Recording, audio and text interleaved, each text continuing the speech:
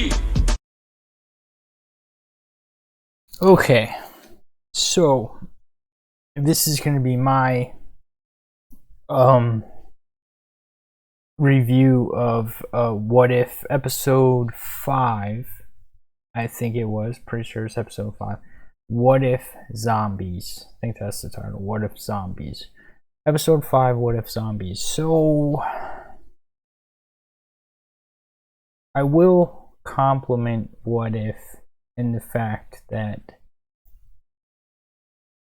it's only gotten better. It's only gotten better. They got their woke episodes out of the way right at the beginning. And then since then, there hasn't really been any wokeness. And it's just each episode has been pretty cool, pretty cool, pretty cool.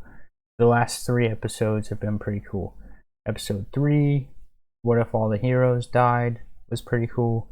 Episode 4, What If Doctor Strange lost his heart and went crazy.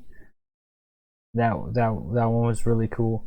And this episode was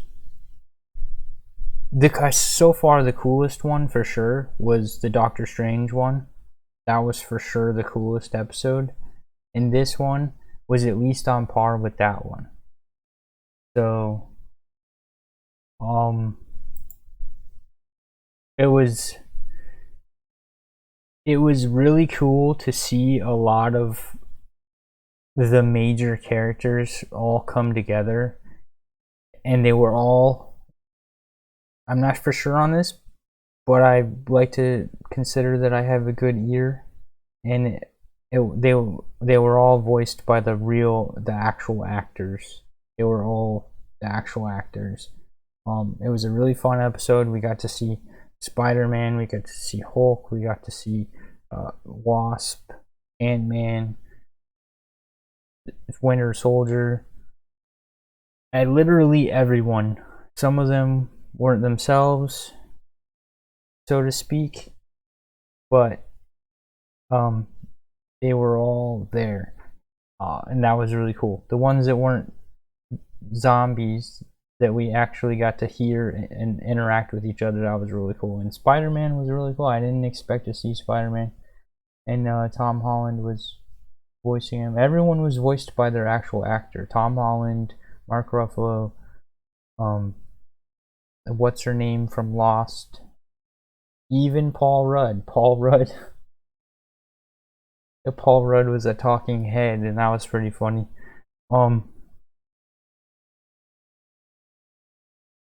It was a good, fun episode. Lots of good action. The premise was kind of dumb, in my opinion. The whole zombie trope is so stupid and worn out, and I've never seen the hype. I've never seen the hype for zombie stuff. I was really worried that they were gonna go some woke route with the plot and be like, oh, let's get everyone vaccinated, and let's, we gotta force the cure on everyone. Like, I was worried they were gonna go some route with that, but luckily they didn't. So I'll give them that.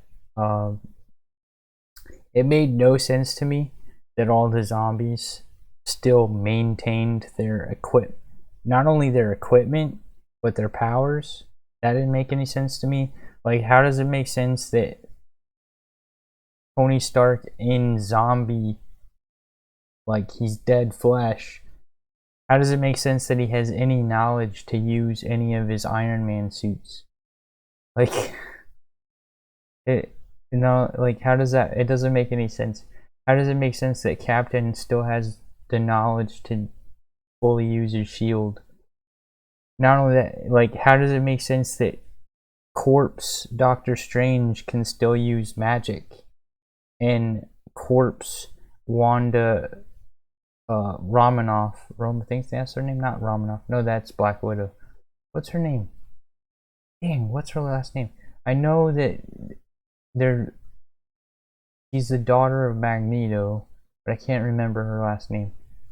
But how does it make sense that Scarlet Witch still has all of her powers when she's a corpse? That was just weird. to me, and that was a big plot incongruence that I had a hard time getting over. Not only that, but like they made it seem like killing all the Avengers zombies was really easy. So if it was that easy to kill the Avengers zombies, why are they only just now doing it? Why didn't they already do it before Mark Ruffalo showed up? And also at the end, spoilers, all of the other zombies only cared about eating people, and none of their prior self remains. All they care about is eating people. But somehow, zombie Thanos still somehow cares about not only the Infinity Stones, but his whole depopulation mission. So, I mean, that made no sense. Like, if his zombie Thanos, why does he care about the Infinity Stones and depopulation again? Like, shouldn't he just be worried about eating people? That was dumb. It's like, what if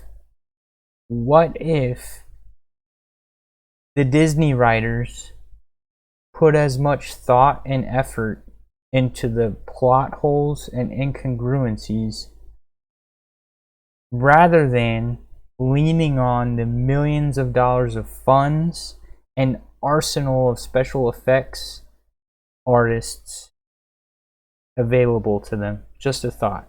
Not only that, like, you have no idea, like, all the plot, like, the majority of these movies these days get by on really nice special effects. You have no idea the difficulty in jobs versus the visual effects artists.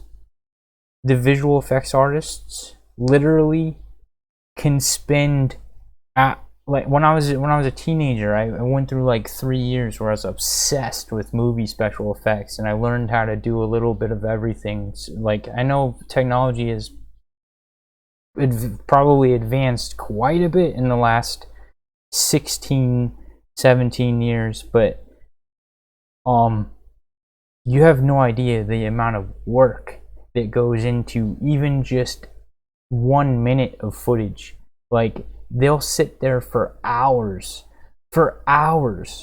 going frame by frame by frame for just 1 minute of footage, frame by frame by frame, attention to detail, frame by frame by frame. So much work these visual effects artists do, and they get none of the credit and none of the pat on the back that these moron writers get.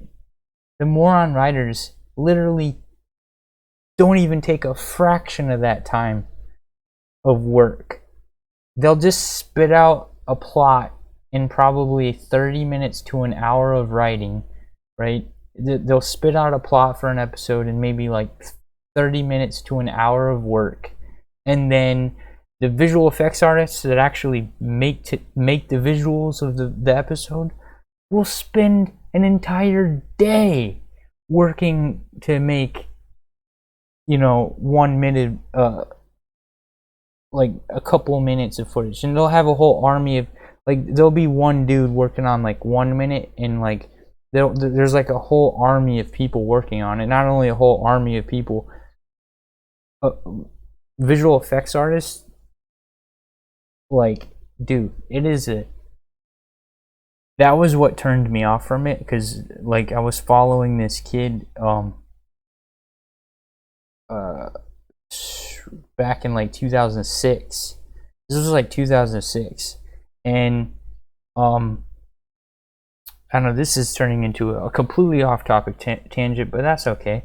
But anyways, it's like 2005, 2006, and there was this kid who I was making videos with him, and then he went off and got a job at some visual effects studio. That literally the very next year, this show called Heroes came out, right?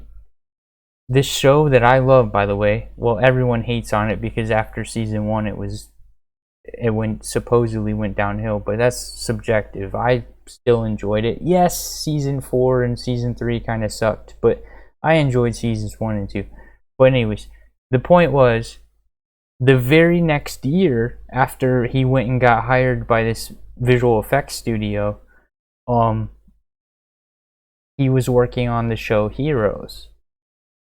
And I was already watching season 1 of Heroes at that point, and I was loving the shit out of it. It was one of my favorite shows, still one of my favorite shows. It's a really good show. But when I found out at the beginning of somewhere in the beginning of season 1, I found out this kid I knew that was playing around with visual effects with me on the internet, it was now working on this show. And I was like, what? He's making the visual effects on this show? And but then, so I was super impressed, and I was like blown away that I knew somebody that was working on the show. But then at the same time, I found out, it was right around that same time I was thinking about going to this school in Orlando called, I can't remember what it's called. There's like a visual effects school in Orlando that most of the visual effects it's like the biggest school for visual effects artists that eventually go work for shows and movies in California and stuff. I can't remember what it's called. Orlando, Florida visual effects.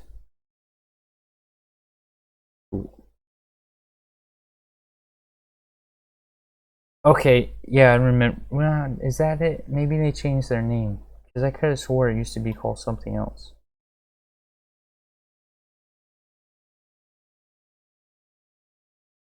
I could have swore it used to be called. What are you doing, Damon?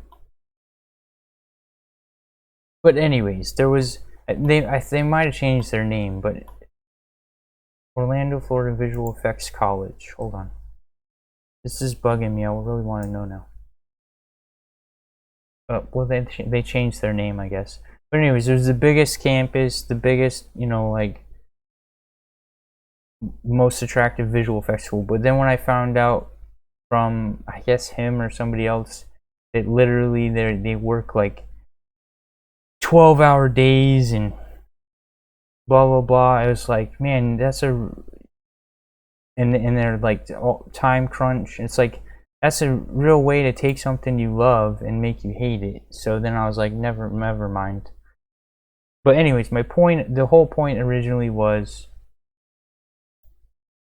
the writers need to step up their game and, not rely on the whole, it's just a show or it's just a movie trope. No, actually think out.